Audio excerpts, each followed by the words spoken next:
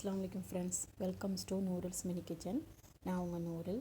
இன்றைக்கி நாம் என்ன பார்க்க போகிறோம்னா, நைட் டைம் டின்னர் ரெசிபி தான். நான் இன்றைக்கி வந்து இடியாப்பமும் முட்டை கிரேவியும் பண்ண போகிறேன்.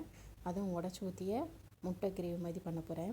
இந்த அரிசி வந்து ரேசன் பச்சரிசி தான். அதை வாங்கி ஊற வச்சு வறுத்து அரைச்ச மாவு நல்லாயிருக்கும். இதில் நம்ம அதுக்கு வந்து 1/4 அப்படியே மாவு எடுத்திருக்கேன்.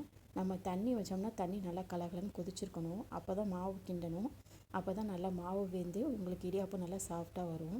இதில் வந்து ஒரு 1½ ஸ்பூன் அளவுக்கு உப்பு போட்டு மாவு நல்லா கிண்டி விட்டதுக்கப்புறம் இந்த மாதிரி கரண்டி வச்சுக்கோங்க. அப்போ தான் உங்களுக்கு கிண்ட ஈஸியாக இருக்கும். தண்ணி கலகலன்னு கொதிச்சோன்னையும் நான் கொஞ்சம் கொஞ்சமாக ஊற்றி கிண்டணும். இல்லைனா மாவு வந்து கட்டி விழுந்துடும், உங்களுக்கு இடியாப்பம் வராது. உங்களுக்கு இடியாப்பம் புளியும் போது ரொம்ப கஷ்டமாக இருக்கும். நல்லா தண்ணி ஊற்றினதுக்கப்புறம் ஒரு துணியை வச்சு பிடிச்சிக்கிட்டு இந்த மாதிரி நல்லா மாவை நல்லா கிண்டி விடணும். அப்போ தான் நல்லா பிசு பிசப்பாக இருக்கும், நல்லா மாவு நல்லாயிருக்கும். இப்போ அதை கிண்டி விட்டதுக்கப்புறம் கொஞ்சம் ஃபேன் போட்டு ஆற வச்சுருங்க. கொஞ்சம் ஃபேனில் ஆறினோடனையும் நம்ம இந்த மாதிரி ஓலை தட்டு இருந்தால் கொஞ்சம் இடியாப்பத்துக்கு நல்லாயிருக்கும், வாசமாக உங்களுக்கு சாப்பிட்றதுக்கு. அதை கொஞ்சம் எண்ணெய் தடவி வச்சுக்கிட்டேன் நான். அதுக்கப்புறம் அந்த மாவு எடுத்து நம்ம இப்படி எடுக்கும்போதே நம்ம கையிலலாம் ஒட்டாது மாவு. அதை வந்து நான் இடியாப்ப குழல் வச்சு நல்லா புழிஞ்சு கட்டுறேன் பாருங்கள். இப்போ உங்களுக்கு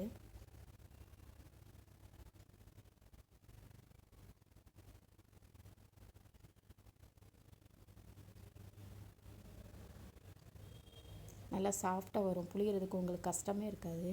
இந்த மாதிரி மாவு கொஞ்சம் இலக்கா நல்லா புழிஞ்சு நல்லா கிண்டி வச்சுக்கிட்டிங்கன்னா உங்களுக்கு புளியும் போது கஷ்டமாக இருக்காது. நல்லா ஈஸியாக வரும் உங்களுக்கு, ரொம்ப கஷ்டமாலாம் இருக்காது. பார்த்தீங்களா, அழகாக வந்துருச்சு. இப்போ நான் இதை இட்லி சட்டியில் வச்சுக்கிறேன். நான் ஒரு 3 தட்டு வச்சுக்கிட்டேன்.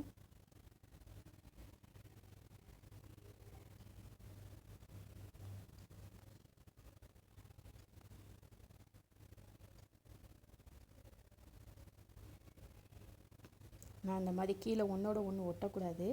அப்போ தான் இடியாப்பம் நல்லா வெந்து வரும். இல்லை ஒரு தட்டு மேலே ஒரு தட்டு ஒட்டுச்சுன்னா கீழே உள்ள தட்டில் உள்ள இடியாப்பெல்லாம் வந்து அமுங்கி போயிடும். இந்த மாதிரி வச்சுக்கோங்க.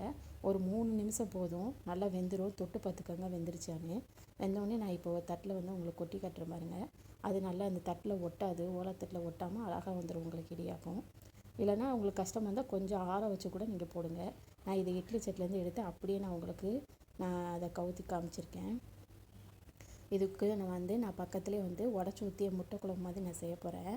அதுக்கு வந்து ஒரு பேன் வச்சுட்டு ஒரு 3 ஸ்பூன் எண்ணெய் ஊற்றி 2 சின்ன வெங்காயம் மட்டும் போட்டுட்டு அதில் இஞ்சி பூண்டு போட்டு அதுக்கப்புறம் அதை நல்லா வதக்குனதுக்கப்புறம் ஒரு சின்ன சைஸு பல்லாரி, ஒரு தக்காளி, கருவேப்பிலை எல்லாம் போட்டு நல்லா வதக்குனதுக்கப்புறம் கொஞ்சோண்டு வந்து மிளகாத்தூள் வந்து நான் எண்ணெயிலே போட்டுக்கிறேன்.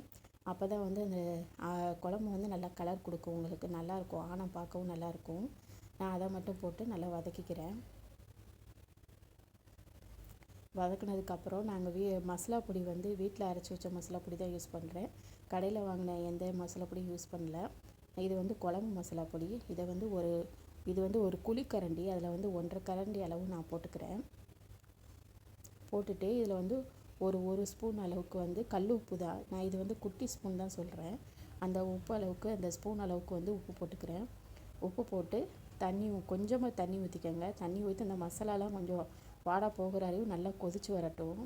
இப்போ வந்து ஒரு அரை மூடி தேங்காயில் வந்து 4 வந்து பொரிகடலை இருக்கு இல்லையா, அதை போட்டு நல்லா நைஸாக அரைச்சி வச்சுக்கோங்க.